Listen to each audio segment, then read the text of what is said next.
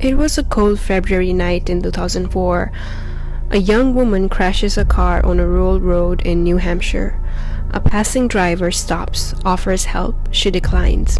Minutes later, when police arrive, she's gone. No footprints, no sign of struggle, just a vanished girl and 100 questions. This is the disappearance of Maura Murray, one of America's most haunting modern mysteries. Maura Murray was a 21-year-old, a nursing student at the University of Massachusetts Amherst. Bright, athletic, driven, she was the kind of person others looked up to. She ran track. She had dreams of becoming a nurse. She came from a big, proud family in Hanson, Massachusetts. But behind the smiles, there were cracks. Maura was under pressure. Academics, relationships, family expectations, and something was brewing, something that no one saw until it was too late. In the days leading up to her disappearance, Maura's behavior changed. On February 5, while working her campus security job, she broke down in tears after getting a phone call. When asked what was wrong, all she said was, "My sister." But later, her sister claimed she didn't know what Maura meant. That same night, Maura wrote an email to her boyfriend, Bill Roach. It read, "I love you more, stud. I got your messages. But honestly, I didn't feel like talking too much to anyone. I promised to call today though." The next day, she crashed her father's car late at night. No injuries, but damage done.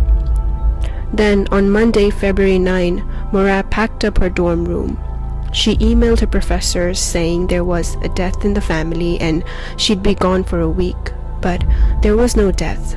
Maura withdrew $280 from her bank account, bought alcohol, and drove north. To where? No one knows. At 7:27 p.m. on February 9, a resident of Havel Hill, New Hampshire, heard a loud bang outside. A black Saturn sedan had crashed into a snowbank on Route 112 near the Woodsville area. Moments later, Butch Atwood, a local bus driver, stopped to help. He saw a young woman, Maura, standing by the car. He asked if she needed help. She said no. She had called AAA, she claimed. But there's a problem. There's no cell reception there. Butch left, reluctantly, and called the police at 7:43 p.m. When police arrived at 7:46 p.m., just 3 minutes later, Maura was gone. Her car was locked.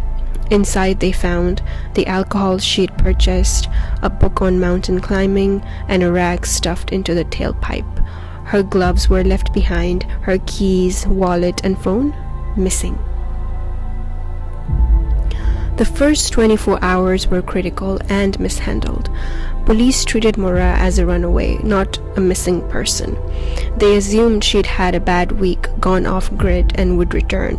But she didn't. And the theories started to swirl. Ran away to start over. Some say she wanted to escape. She was under stress. Her relationship with Bill was strained. Some even claim she'd found out he was cheating. But if she planned to run, why crash? Why leave everything behind? She died in the woods. Others believe she fled the scene, panicked, and succumbed to the freezing cold. Search team combed the area with dogs, helicopters, and thermal imaging, but nothing was found. No footprints, no scent trail. Snow had fallen, but was it enough to erase every trace? Foul play. Could someone have picked her up? Or a stranger, or someone she knew? Locals reported seeing a suspicious man in a red truck that night. Others mentioned an abandoned house nearby. Long since searched, but no arrests, no suspects. Over time, strange details emerged.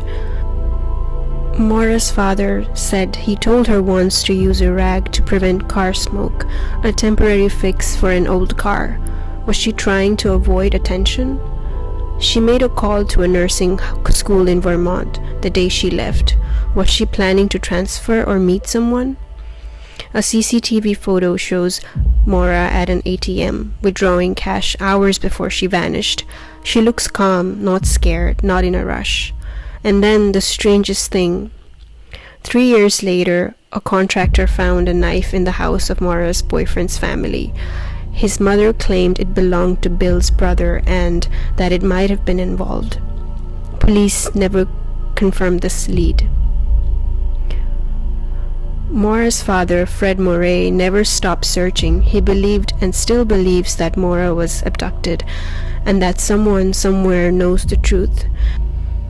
He criticized police for not treating it seriously, for losing critical hours, for not sharing information. Over the years, private investigators, internet sleuths, and documentary crews tried to help, but every lead went cold. No new evidence, no credible sightings. It's like she vanished into thin air.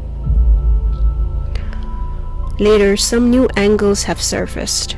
In 2017, ground-penetrating radar discovered a disturbed area in a basement near the crash site, but nothing conclusive was found. And again, in 2021, there was renewed interest from the FBI and New Hampshire State Police, but the case still remains open. For every theory, there is a contradiction. Why didn't she call anyone after the crash? Why was there no blood, no torn clothing, no signs of struggle?